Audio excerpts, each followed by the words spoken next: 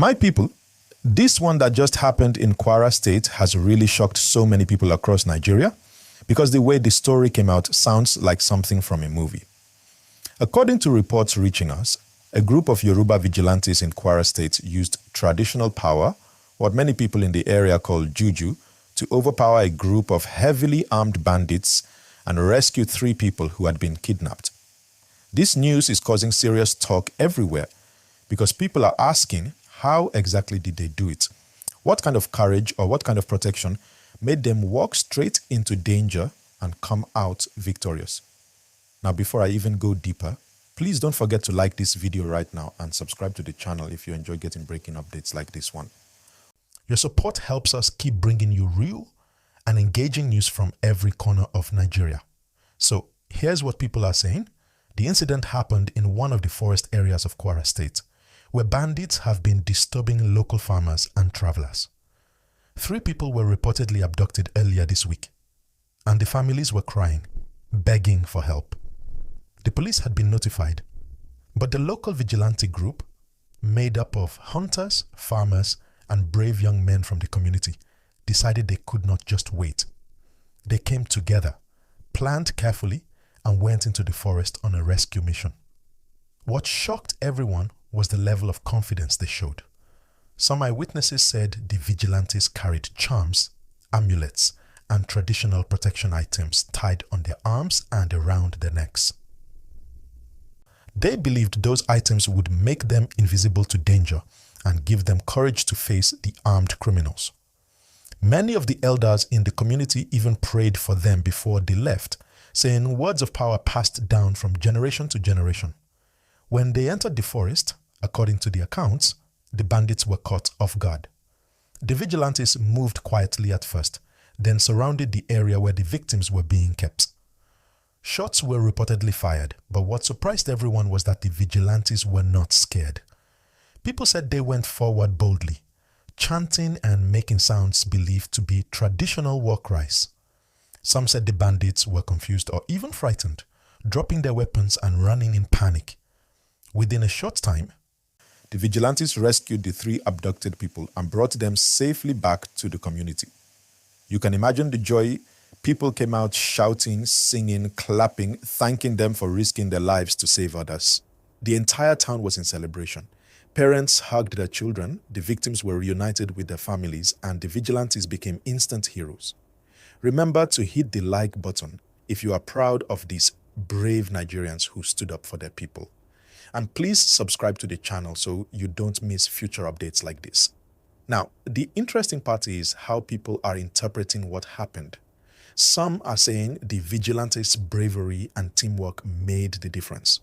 Others strongly believe that the use of Juju, or traditional power, gave them extra strength and protection. In Yoruba culture, this belief runs deep. For many generations, hunters and warriors have relied on spiritual backing to protect themselves during dangerous missions. It's not new. Many people still believe that spiritual power can make a person fearless, make bullets miss their target, or confuse the enemy. Even though modern society often focuses on technology and firearms, in local communities, these traditional practices are still respected.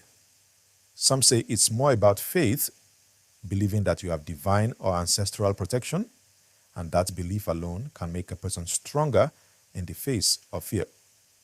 Reports say that when the vigilantes returned, elders and chiefs welcomed them back with prayers and thanksgiving.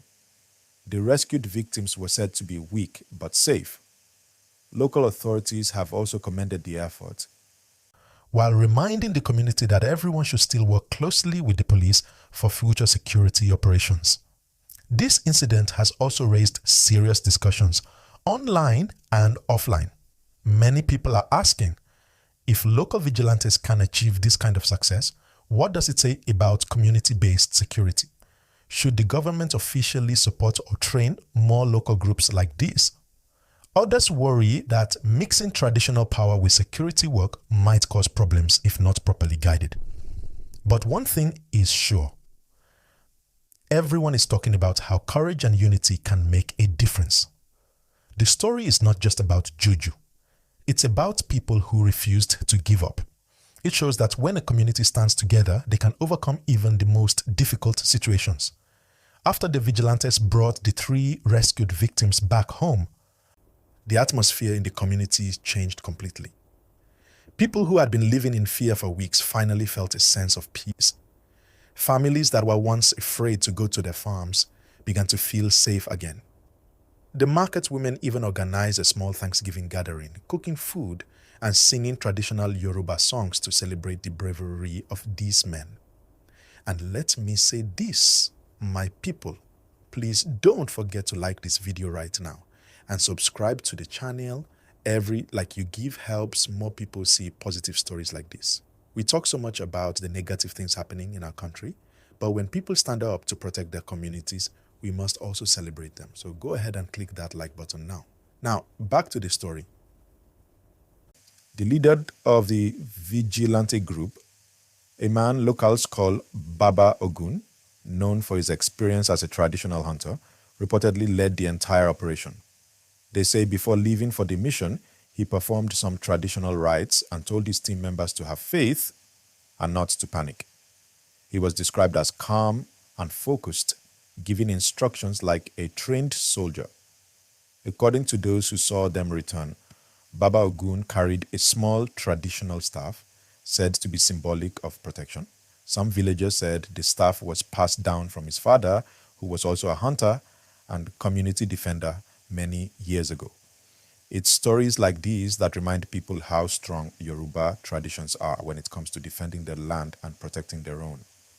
Now, after the whole rescue, government officials in Kwara State reportedly reached out to commend the vigilantes for their courage. The police also said they would investigate how the bandits were operating in that area and whether any of them escaped during the confrontation. But what touched many people was the humility of the vigilantes. They didn't boast or demand money. They simply said they did what they had to do for their people. And you know what? That kind of attitude has made many Nigerians start asking an important question. Should the government give more support to these community defenders? Imagine if local vigilantes were properly trained, equipped, and coordinated with law enforcement, maybe many of these kidnappings could be prevented. Still, others are cautious. Some people believe that while the vigilantes did well, there should be clear rules. Because as we've seen in other parts of Nigeria, sometimes when community groups gain power, a few of them can misuse it. That's why it's important to have balance.